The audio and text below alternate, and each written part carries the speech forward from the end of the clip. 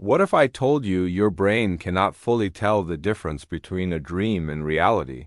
Not metaphorically, not philosophically, biologically. And what if your dreams aren't just random movies playing in your head, but training simulations for real life? This is where the movie Inception stops being fiction and starts getting a little uncomfortable.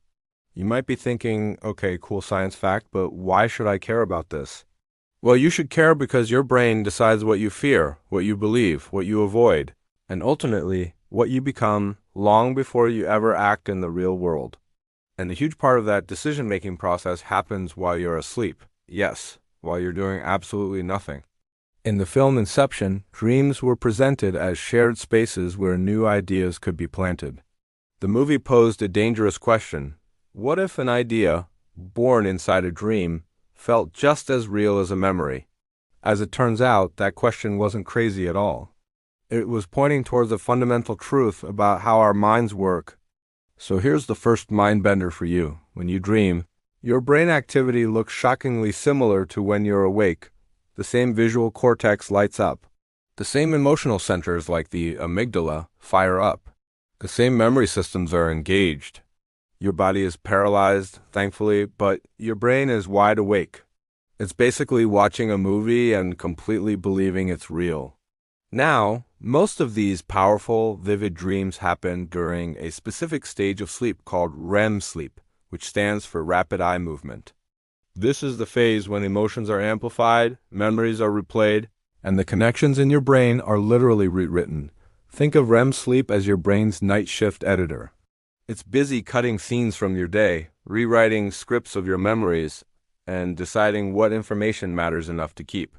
And sometimes it adds entirely new scenes that never actually happened. And this is where it gets a little scary. Every single time you remember something, your brain doesn't just pull up an old file. It resaves it. This means memories are not static files stored in a cabinet. They are living, editable documents. And during your dreams, your brain edits them freely, without your conscious oversight. This means a dream can change how you remember reality, not in a symbolic way, literally. It can alter the emotional texture and details of a memory. To understand how powerful the mind is, let's wake up for a second and look at the placebo effect. The placebo effect proves something absolutely wild about our biology. If you truly believe a treatment will work, your body often responds as if it did. Your perception of pain decreases. Physical symptoms can change. Your hormone levels can even adjust. There's no active drug, no direct physical cause, just pure belief. Your brain creates a physical result from a non-physical input. Does that sound familiar? Athletes have understood a version of this for decades. It's called visualization. If you vividly imagine performing an action, like a perfect free throw or a flawless gymnastic routine, your brain activates the exact same neural circuits as if you were actually performing it. This is how muscle memory can begin before the muscles even move. Your brain rehearses reality in advance. Dreams do the same thing every single night, but often without your permission. This brings us to the one sentence that changes everything. Your brain responds to perceived reality, not objective reality. It doesn't know the difference. That's why a nightmare can make your heart race and your palms sweat. That's why a fake imagined danger can trigger a real physiological fear response.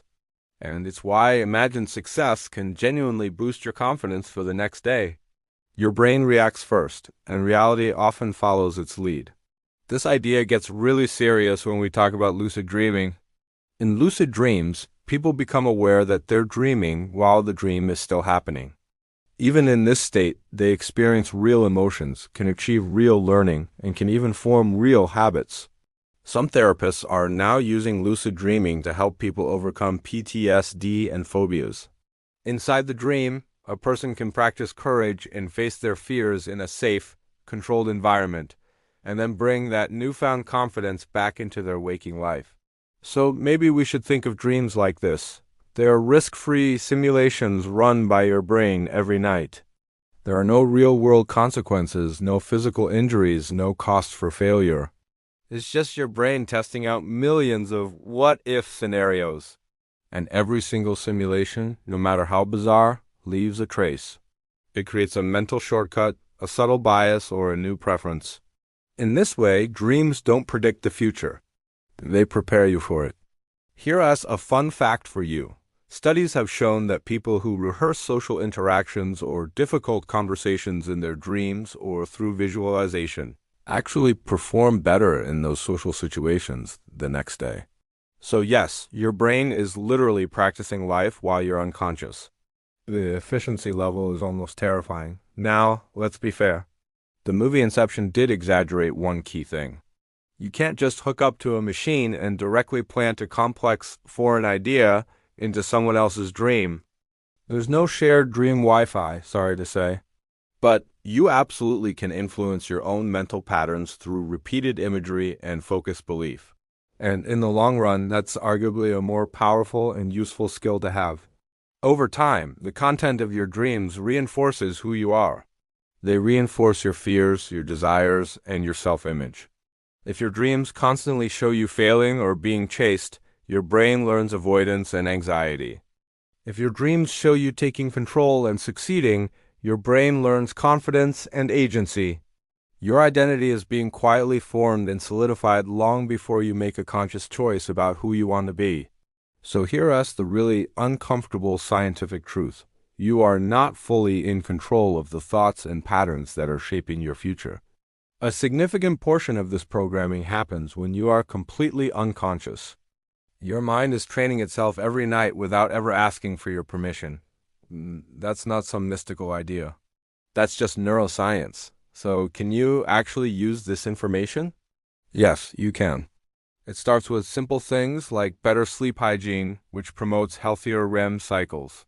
You can also try focusing on consistent, positive imagery before you fall asleep, or practicing visualization without getting obsessed with it. This isn't magic, and it's not some vague manifestation nonsense. It's about giving your brain better training data to work with. Just like with artificial intelligence, if you put garbage in, you get garbage patterns out. The same rule applies to your mind.